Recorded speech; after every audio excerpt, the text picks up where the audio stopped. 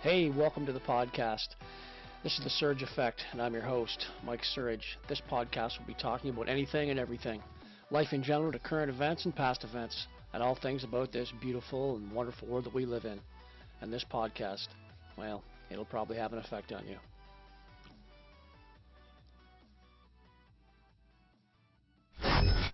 Well, hello, and welcome to another episode of The Surge Effect.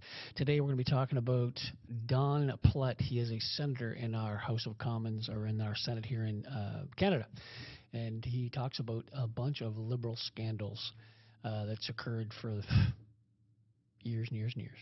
Anyway, but before we get started, I'm going to talk about two of our sponsors. Our first sponsor of today is Love My Legs Owen Sound Grey Bruce. Love My Legs Owen Sound Grey Bruce. You click on the link below, go right to their Facebook page, and check out all the leggings that they have to offer. They have 3 different styles of waistbands, and they are the only lifetime guarantee in the business. Number 2 sponsor is He Shirts, She Shirts. He Shirts, She Shirts is more than just another t-shirt company. Motivational apparel. They have hats and hoodies, like the hoodie I'm wearing right now. It says, live free. And they have all other types of clothing. So click on the link below and go and check out what they have to offer. All right. So, like I said, the 2 sponsors, I always throw in 2 more things I like to talk about. I'm going to talk about the H6 Zoom, and that's the first sound board basically I had, and my second soundboard I had is a Rodecaster Pro 2, which I'm using right now. I'm going to put both the descriptions below. Click on the link and check them out if you're looking into getting into vlogging or getting into any type of recording or podcasting, whatever. You will not go wrong using these 2 products, so check them out. All right, so like I said, we're going to be talking about the Senate and about some of the scandals and what have you. But before we get started, I'm going to talk, I'm just going to throw a quick video up here of a guy by the name of Jamil Jivani. Now, Jamil Jivani is the newest progressive conservative MP out of Durham region. If you have been paying attention, or if you haven't been paying attention, Trudeau actually called him a twofer. Whatever a twofer is, I don't know what a twofer is, if that's a racial slang or a racial term. But yeah, when he was running against this liberal in the same riding, he kind of slagged him and called him a twofer. So anyway, without further ado, we will show you this first video of Jamil Jivani and hear what he has to say. Here we go. Of order. Resuming debate, reprise le débat, the honourable member for Durham.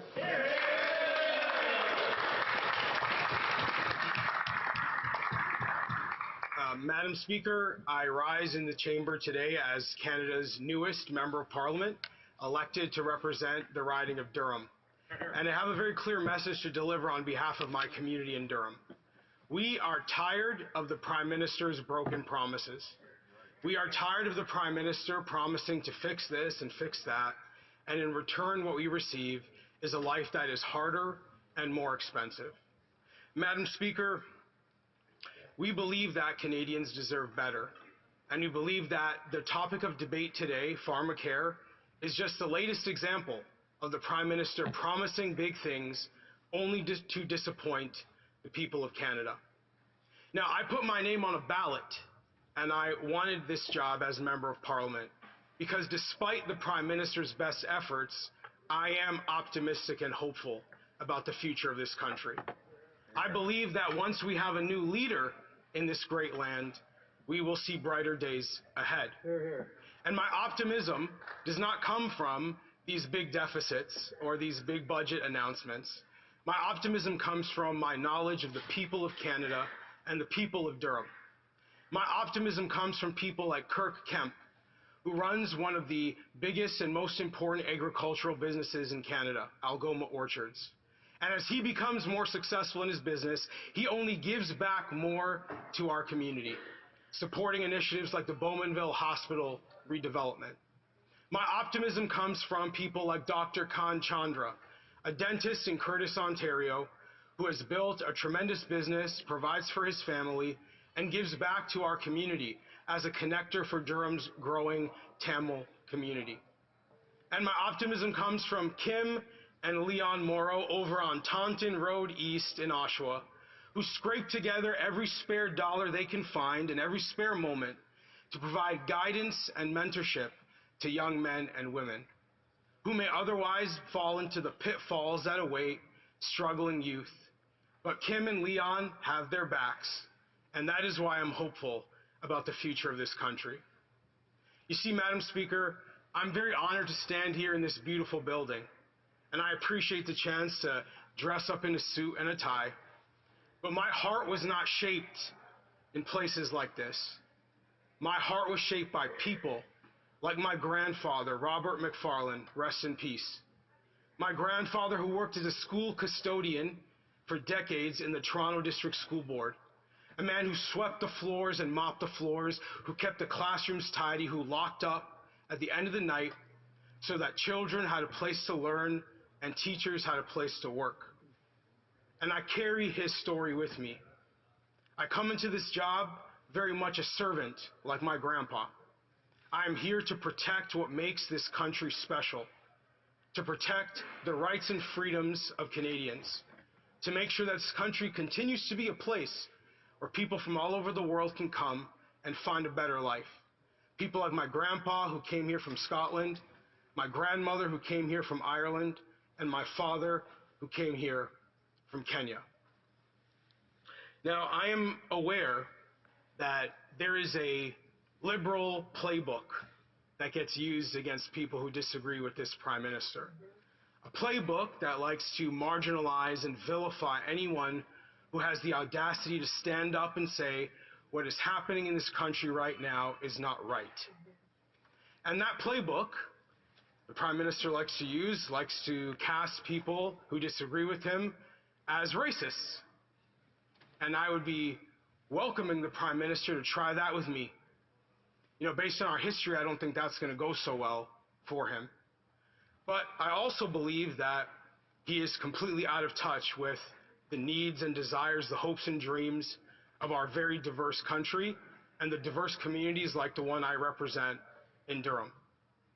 He's welcome to take his claims that people who disagree with him are racist to my African father and see how that goes for him.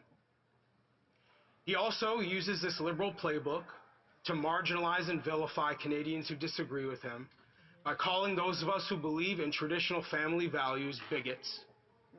And I say to him, come to my riding, my diverse riding in Durham, and try that on us, where we have Christians and Muslims, Sikhs, Hindus, and Jews living together, all people who believe that mothers and fathers matter.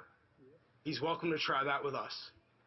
And I know his liberal playbook also likes to say that people who disagree with him don't care about the working class or don't care about vulnerable people. And I don't think that's going to work on me either. I am not a trust fund baby. Like most people in this country, I have clawed and I have scraped and worked hard for everything that I have. I don't think the Prime Minister can say the same thing. And the reality is this. He's welcome to try that message on people like my mom. She'd love to have a conversation with him. A woman who raised 3 children by herself. 68 years old, sorry mom. Continues to work hard every day because she cannot afford to retire in this NDP liberal economy. The liberal playbook is not going to work. They can try their greatest hits. Tune up the guitar. Tune up the banjo. The greatest hits aren't hitting anymore. And I'm here to deliver that message very, very clearly on behalf of my community in Durham and anyone else in this great country who is unhappy with what is happening and frustrated to feel like they are not able to say what is happening in their hearts and their minds, do not feel validated and affirmed by the reality they experience, not being echoed by many of the institutions across this country who have bought into a narrative that simply does not reflect reality. Now, with the remainder of my time, I'd like to also deliver a message to any young men and young women across this country who might hear my words. My presence in this chamber is a glitch in the system. I'm not supposed to be here. When I was 15 years old, I failed the Ontario literacy test. I was labeled illiterate by the Ontario education system. But I'm here. At the age of 30, I was diagnosed with stage 4 cancer. I sat in a recliner with an IV in my arm pumping my body with chemotherapy drugs. I laid on a hospital bed as radiation lasers ran along my spine for months. But I'm here. I took on woke censorship from corporate Canada, looked him dead in the eye, and I'm here. And I've been the subject of hit piece after hit piece from liberal news media. And guess what? I'm here. Yeah.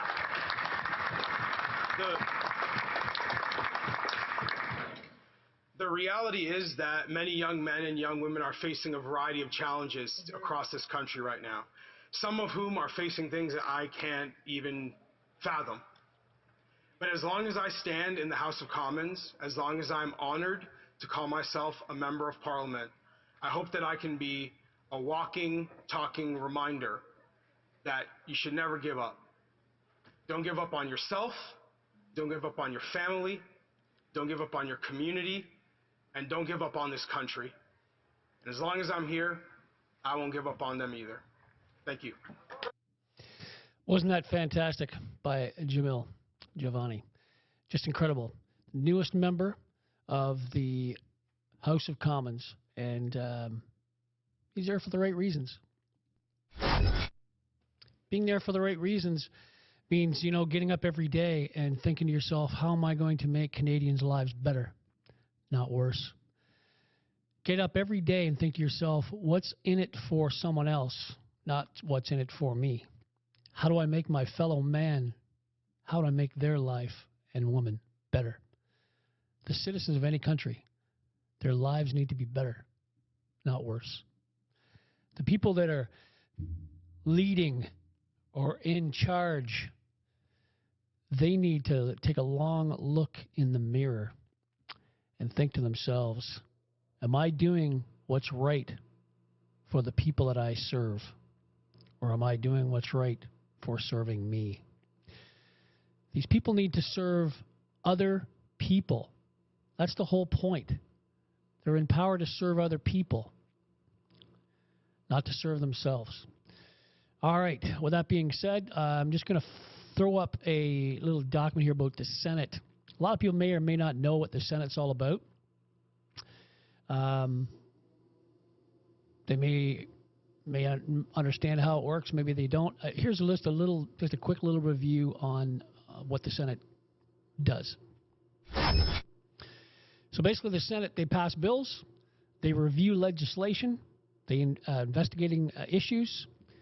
They represent regions, of course, of each of the regions in Canada, and they're representing the interest of minority groups, as well as, of course, all the citizens of Canada. So that, in a nutshell, basically is what they do. Okay? So, with that being said, a lot of people may or may not know that the Senate, they are appointed. They are not elected like they are in the House of Commons. And in the Senate, there's 105 senators, and of course in the House of Commons there's 338 MPs. In the Senate, they're represented by the regions, and in the House of Commons, represented by the population of this country. The Senate, they don't have any non-confidence votes, so they can't just say just somebody they want to have a non-confidence vote to get people out. Of the senators that are appointed, and those appointments are given by the Prime Minister of this country. And in House of Commons has a confidence vote. So, of course, the NDP or the PCs or the Liberals can always say that Trudeau, they want a non-confidence vote for Trudeau and take a vote, and then he has to get out of power. Okay, so that's just a quick little note of how the Senate works. So this here is Don Plett, or Donald Plett, and he is a senator. Like I said, he was appointed, and he's a PC, and he talks about the liberal scandals. And like I said earlier, this just isn't about the J.C. Lavalin one he talked about. He also talked about the WE scandal. He also talked about the Arrive scandal. He talked for like 40 minutes before this here. This one here is about, it's a long one. It's about 30 minutes long. That's how many scandals there are, people. It's ridiculous. So listen up, and maybe there's some you know, maybe there's some you don't, but this is the whole point of me doing these podcasts, is to hopefully educate people on what is going on in their own backyard right here in Canada. So let's get started. Last 8 years, several government-appointed CEOs of those corporations and agencies left their positions prematurely and under a cloud of suspicion. The National Research Council, Via Rail, the Infrastructure Bank are examples. Because this government is allergic to openness, it is impossible to know why these people were let go. Speaking of the Liberal government not telling us the truth, there was a leak at Statistics Canada on the job market numbers in 2020. Bloomberg reported it, and it moved the value of the Canadian dollar. 4 years later, we still don't know what happened, who leaked, if anyone got rich, and if anyone was caught. I said it before. Liberal times are good times for Liberals. During the last 8 years, all the Crown corporations continued to pay themselves outlandish bonuses to their executives while they were losing money or not meeting their objectives. You can mention the BDC, the EDC, the Infrastructure Bank. In the Trudeau Public Service, bonuses are not performance-based. They are guaranteed income. I recently received an answer on one of my order paper questions. EDC has paid last year over $40 million in bonuses. That is an average of $19,000 per employee. The worst case is certainly the CBC, where the CEO had the gall to complain about imaginary cuts to its budget, announce massive layoffs, and then give $15 million in bonuses to the top brass. Now let's look at all those MPs embroiled in scandals throughout Justin Trudeau's tenure as Prime Minister. George Hall, the Calgary MP, was caught stealing literature from mailboxes. Han Dong stepped away from the Liberal caucus in March 2023 after Global News published a report alleging that he advised senior Chinese diplomat in 2021 that Beijing should hold off on freeing Michael Colbert and Michael Spavor, detained by China at the time. Minister Dominique LeBlanc said he planned to obtain information from Canada's intelligence agency as he was tasked into looking into MP Dong's prospects for returning to the Liberal caucus. That was a year ago. Dong is still outside caucus. So either Minister LeBlanc could not find a way to absolve Dong, or he received confirmation that Dong should not be allowed back in caucus. We don't know. The common-law spouse of Liberal MP Lisa Hepner had to repay Canada Emergency Response benefits that he received under false pretenses. MP Pam Damoff, a parliamentary secretary, lobbied on behalf of the Liberal Party donor opposed to Bill C-280. She went to the Agricultural Committee, even though she was not a member, and was the only member of Parliament in the House who voted against Bill C-280. One thing came out of the Arrive scam scandal I spoke about before, the abuse by some of the programs for Indigenous people. No wonder it is now prevalent in Canada. Even Liberal MPs pretend they are Indigenous when they are not. Nickel Belt MP Mark Serry says he'll continue identifying as Indigenous, despite being removed from the Algonquins of Ontario in their recent registry cleanup.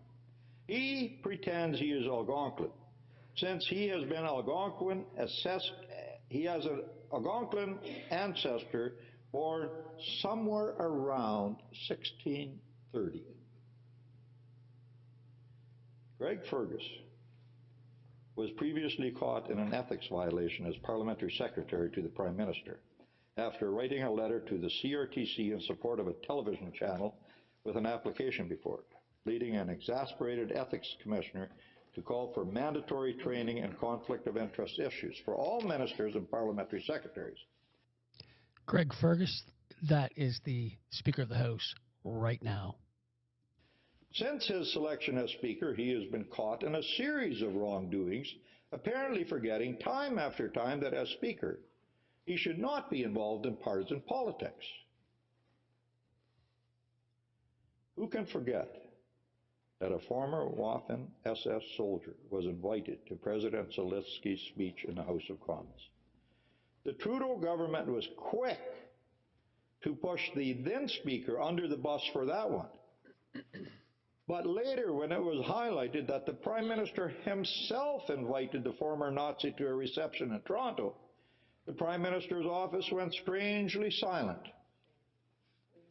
If Justin Trudeau would apply to himself the same standard he applied to Anthony Rota, he would have and should have resigned. And that is only since the last election. Now let's look for a few minutes at the Liberal Hall of Shame for 2015 to 2021. Liberal MP William Amos was caught twice on House Zoom proceedings in indecent possessions. Liberal MP Yasmin Ratanzi was wrongfully employing her sister with taxpayers' dollars and deliberately hiding this information from Canadians. Liberal MP Ramesh Sangha was removed from the Liberal caucus in January of 2021 after he accused multiple other Liberal MPs of supporting the Khalistani movement. Liberal MP Darshan Singh Kang had to leave the Liberal caucus in 2015 over accusations of sexual harassment. Liberal MP Nicola Di Lorio didn't show up for work for a year after he announced his resignation in 2018. Then the public found out, oh, he actually didn't resign. He still collected his salary as an MP, even if he was working full-time in a law firm in Montreal. To this day, this situation has never been clearly explained by Trudeau and the Liberals. Liberal MP Raj Grewal admitted he racked up millions of dollars in debts playing casino blackjack and ended up resigning from the Liberal caucus in 2018 after the news came to light, following an RCMP investigation. But after suddenly announcing he had paid off his seven-figure debts, he stayed on as a member of Parliament for the rest of the parliamentary session. You may recall that Mr. Grewal was already under investigation by the Federal Ethics Commissioner at the time and was later found guilty of being in violation of conflict of interest. Then there was Liberal MP Marwin Tabara. He was allowed to run again for the Liberal Party in 2019 election, even though detailed allegations of sexual harassment had been made against him. After being arrested in April 2020, he remained in caucus for almost 2 months because the Prime Minister's office claimed they knew nothing about it. Took a newspaper article for the Liberals to kick him out of caucus. Then former Liberal MP Frank Baylis signed one of those juicy sole source contracts with the Liberal government during the COVID epidemic. He received $237 million.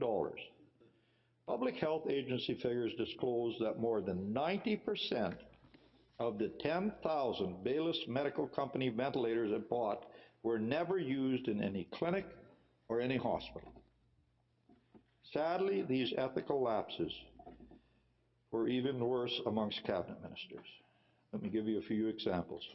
As there are many, I will go in alphabetical order. Anita Anand's husband was the recipient of one of those juicy COVID contracts. Life Labs received tens of millions of dollars of COVID contracts. They sell test kits. Anita Anand's husband, John Knowlton, is a director of Life Labs. The Life Labs division has received multiple contracts worth millions since Anand was elected to the Parliament in 2019. Navdeep Bains was industry minister and as such promised to crack down on big telcos who overcharge Canadians for internet and cell phone service. Guess what? He found a job at Rogers after leaving the government. The lobbying commissioner said she was frustrated at this, but Liberals will always find loopholes that means more money for them. Then there was Bill Blair, on several occasions, lied, meddled into the work of the RCMP regarding the worst mass killing in the history of Canada in Portapique, Nova Scotia. While he was the president of the Treasury Board, Scott Bryson tried to block approval for the contract of a Navy supply ship being built at the Navy shipyard in Quebec, because he was lobbied to do so by New Brunswick powerful Irving family, owners of the rival Halifax shipyard. Minister Bryson also tried to argue there was no need for him to set up a conflict of interest screen to prevent him from participating in government decisions involving two of Atlantic Canada's wealthiest families, even though he used to chair one of their investment firms and that his spouse continued to sit on the company's board of directors. Francois Philippe Champagne owned 2 apartments in London, England, worth millions of dollars. His mortgages were with a Chinese bank. Strange indeed for a Canadian in the UK, Canadian MP in the UK, to have to go to a Chinese bank for a mortgage. Judy Foote got involved in the Frank Norman affair. I will talk about that in a bit. But what is interesting here is that she resigned for health reasons. But suddenly, her health improved, and she was rewarded with the job of Lieutenant Governor in Newfoundland and Labrador. Stephen Guilbeault forgot to pay his taxes, but he never forgot to travel, especially to China. Stephen Guilbeault, of course, is our green guy, you know, the criminal that climbed the CN Tower. You see all kinds of pictures of him in an orange jumpsuit. Now he's the guy that's telling everyone that, buy electric vehicles and pay more in carbon tax. Minister is running around the globe, busy lecturing Canadians, but patting Chinese or Gulf Emirates officials on the back. Catherine McKenna and John Wilkinson, his predecessors at Environment, were of the same ilk, jetting around the world to lecture the common folks that they should bicycle to work. Foreign Affairs Minister Melanie Jolie's office staff didn't read an email that said her department was sending a representative to a Russian embassy party. So we had a representative at a party drinking vodka with the Russian officials just after Putin had invaded Ukraine. Not reading their emails is a hallmark of Trudeau ministers and their staff. It was the excuse given by Bill Blair and Marco Mendicino and, of course, Justin Trudeau. When David Lametti was turfed from cabinet, a lot of people wondered why. He had actually, after all, done much of Trudeau's bidding, we thought. Well, in the last few weeks, we learned that Lametti canceled a verdict of first-degree murder against Jacques Delisle, a former judge, even if all the experts were against this decision. Lametti and the government refused to come clean on why he did that, even though Delisle later pleaded guilty to manslaughter. You all heard Senators' non-answers to our questions on this issue. What about Dominique LeBlanc, who, despite connection to the powerful Irving family, was appointed to be Minister of Fisheries, Oceans, and the Canadian Coast Guard? He had to consult with the Ethics Commissioner for weeks in order to figure out how to stick handle around this very obvious conflict of interest. Then there was a time when Minister LeBlanc flew from Moncton to Montreal and back aboard a jet owned by J.D. Irving Limited. Nothing to see here, folks. But when the Ethics Commissioner, Mario Dion, found Minister LeBlanc guilty of breaking a Conflict of Interest Act because he awarded a lucrative Arctic surf clam license to a company linked to his wife's cousin, he couldn't wiggle out of that. Speaking of Dominique LeBlanc and Scott Bryson, we still don't know what their exact role was in the Vice Admiral Norman affair. The Liberals tried to renege on a contract for a supply ship in order to give it back to the Irvings. When they got caught, they decided they would get the head of Vice Admiral Norman. The Prime Minister even sent him to trial before the police had investigated its investigation. Scott Bryson and Judy Foote left their positions, and taxpayers ended up being invoiced for an undisclosed sum of money paid out to Vice Admiral Norman. That is a first-class cover-up. Marco Mendocino's case was hopeless. Conflicts of interest, emails not read, bold lies in public, pure incompetence. When you are so bad that even Justin Trudeau thinks you're bad, you've hit the bottom. Someday I will have a speech just on Marco Mendocino scandals. I may need my unlimited time for that. It happens that ministers organize fundraisers outside their ridings, but when you represent a downtown Montreal riding, this is strange. It is even stranger if this fundraiser happens to be in New York, USA. To my knowledge, that is the first, and this honor belongs to Mark Miller. Marianne Monsef had to admit that she was actually not born in Afghanistan, as she had told people and led people to believe for years. Bill Morneau is another minister who was scandal-prone. He started his political career with violating the Elections Act, for which he was fined. This is, after all, the same finance minister who forgot that he had and forgot to declare his villa in France in his ethics reporting. This is the same finance minister who sponsored Bill C-27, which happened to increase the value of pensions sold by the minister's own company, Morneau-Chappelle.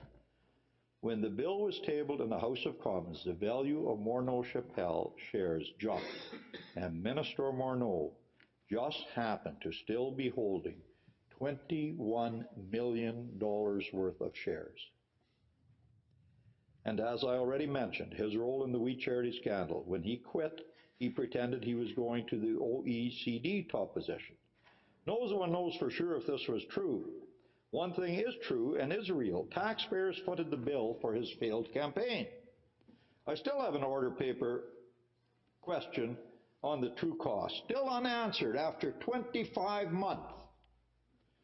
It was reported in the media that this phony campaign cost at least $11 million. Mary Ng was found guilty by the Ethics Commissioner for giving contracts to her best friend. In a Trudeau government, that means you pretend to be sorry, and that has no consequences. How about Seamus O'Regan? The government spent $180,000 defending him in a defamation suit. And do you remember Hunter Tutu? He had to leave cabinet to deal with, sadly, addiction issues. But what was strange was when he said that Justin Trudeau had hugged him after he revealed that he had an inappropriate relationship with a staff member. Harjit Sajjan was found to have lied about his role in Afghanistan. But this happy bunch knows how to organize a party. Sorry, a cabinet retreat. The 3 affordability retreats held in Charlottetown, Vancouver, and Hamilton between 2022 and August 2023 cost $1,325,000. Hey, life is better with lobster and white wine, especially when you are discussing affordability. It's not surprising to see all those ethical lapses. After all, this is the leader of an organization who sets the tone. Justin Trudeau does not believe the rules of ethics apply to him. So how could he insist that his officials, his MPs, and his ministers be any better?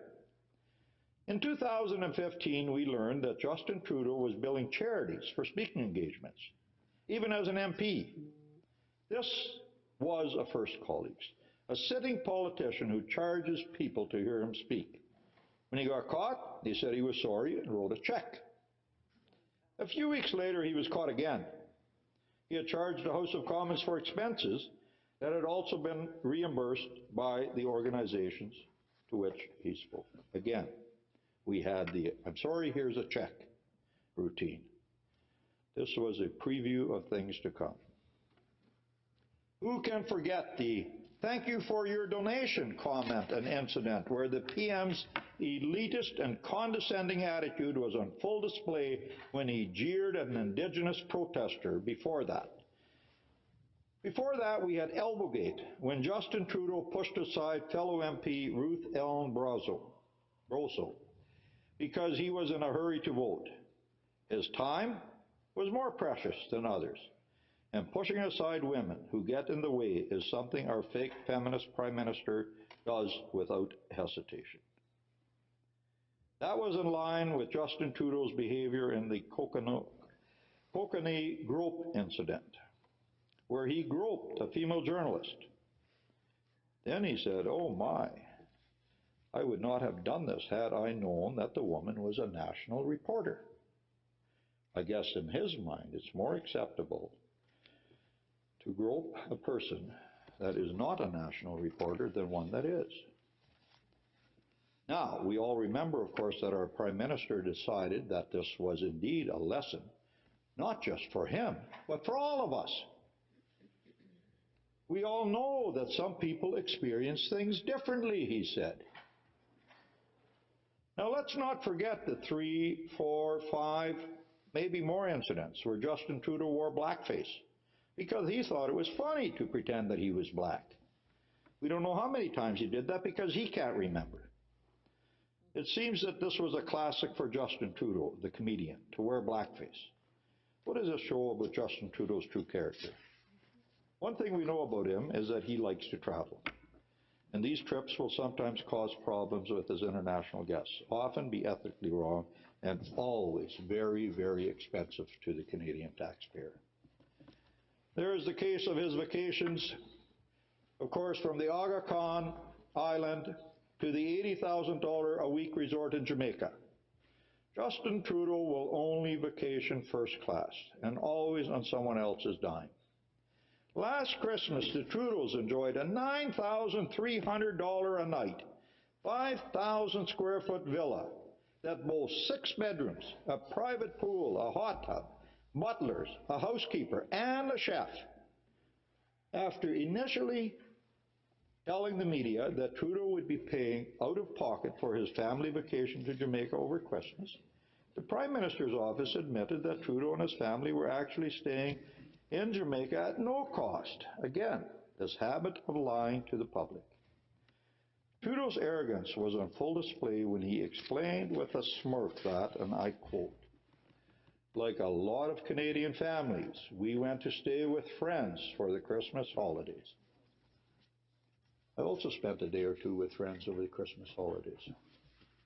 I think we ordered in some chicken.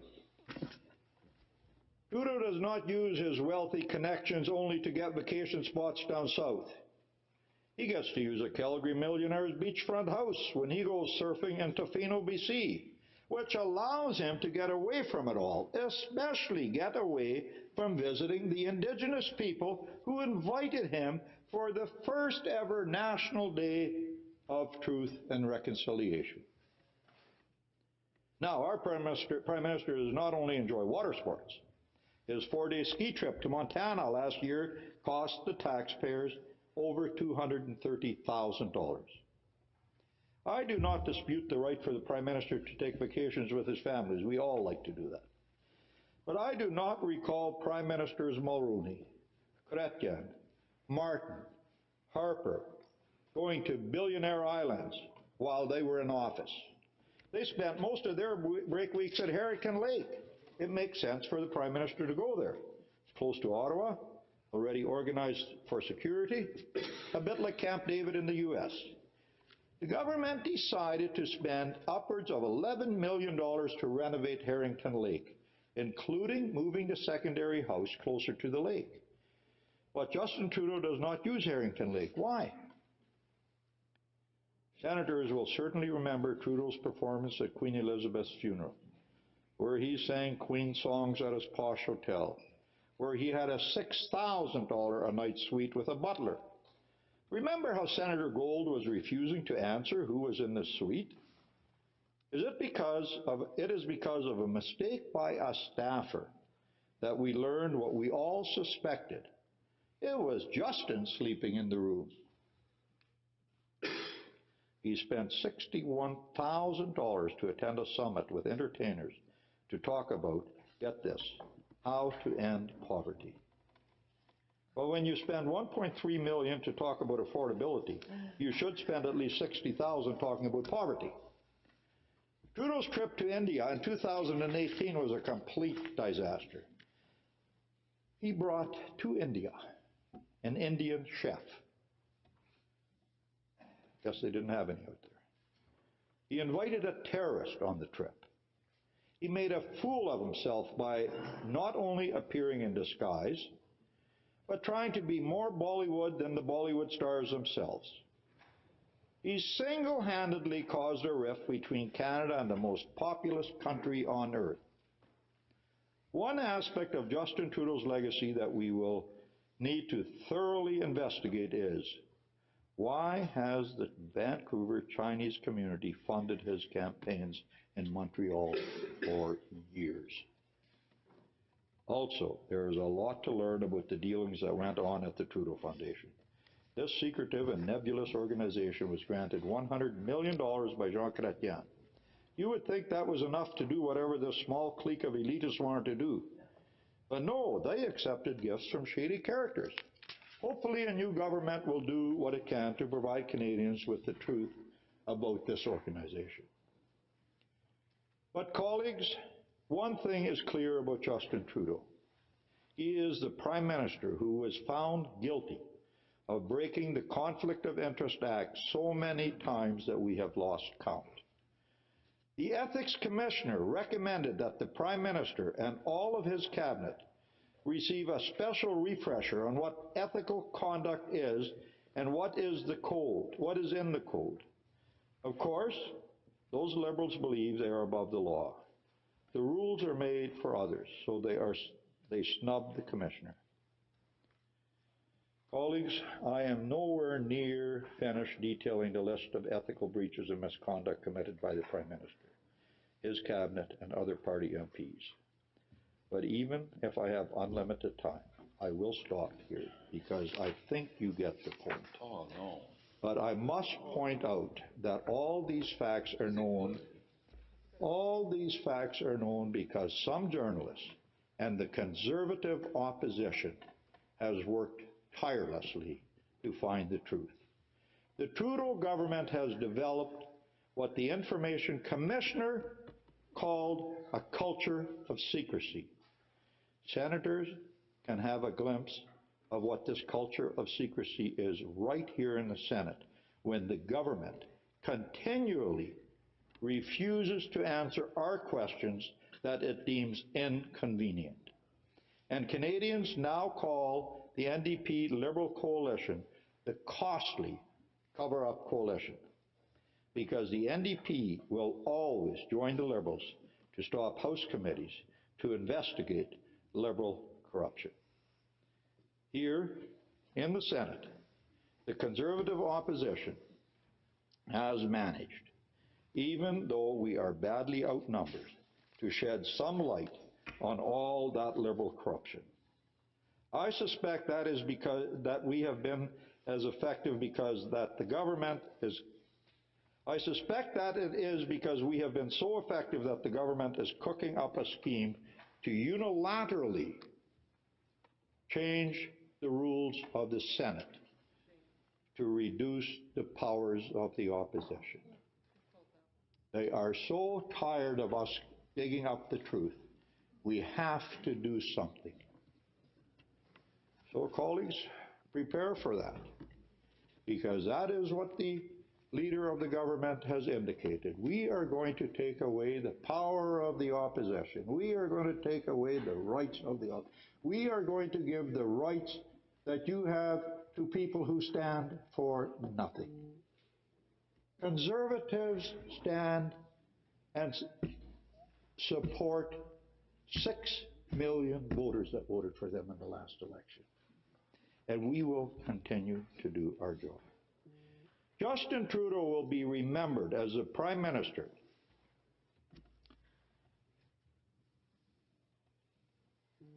who broke the code of ethics several times. He will be remembered for leading a government that considered ethic rules as mere suggestions that could be discarded in pursuit of what they thought was the greater good. Let me quote the Prime Minister again. This is what the Prime Minister said. It really sucks right now. Like everything sucks for people, even in Canada. We're supposed to be polite and nice, but man, people are mad. End of quote. That is what Trudeau said in New York last fall. Yes, Prime Minister, people are mad. They are mad at your complete disregard for rules. They are mad at your audacity to lecture us at the same time. They are mad at your virtue signaling that gives you a free pass on ethics. Justin Trudeau, you are not worth the cost. Harry Truman had a sign on his desk when he was President of the United States, and it said, "The buck stops here." Colleagues, Justin Trudeau is no Harry Truman. He is trying to put blame on everybody and everything else. The Liberals will deflect, obfuscate, and lie to cover up their ethical lapses. That also makes Canadians mad. Justin Trudeau will soon leave his role as Prime Minister, either because he may finally do the right thing and step down, or because Canadians will vote him out of office. One thing is sure, these scandals will be part of his legacy.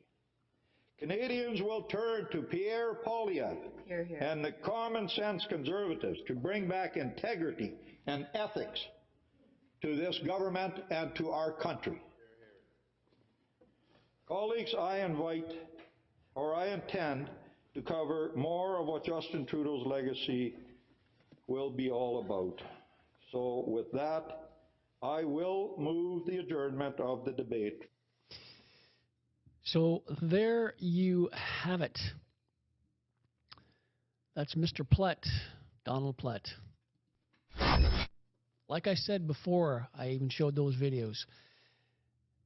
Leaders are supposed to do what's right and just, have integrity to do what's right for the citizens of their country. Everything that Donald Plett just spoke about, does that sound like Trudeau and all the ministers that he just mentioned? Do they have that? Be honest.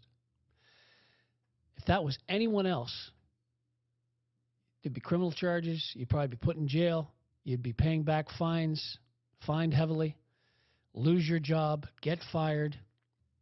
Think about it. These people that are in the Liberal government that have done those ethic violations got paid by taxpayers. Trudeau's having a blast with the taxpayers' money.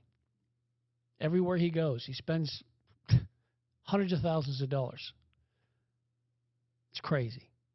It's absolutely crazy. This is Liberal scandals at its best. Anyway, with that being said, that's it for today's Surge Effect. I want to thank everyone that subscribes and likes my channel and watches it.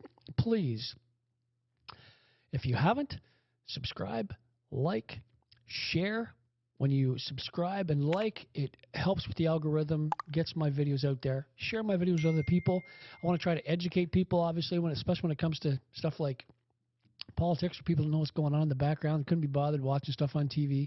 Mainstream media doesn't cover it because a lot of mainstream media in Canada is in the pockets of the politicians. So it's kind of hard to, for them to tell the things that are right. But like I've always said, make your life better, make it life worse. They have to make your life better, not worse.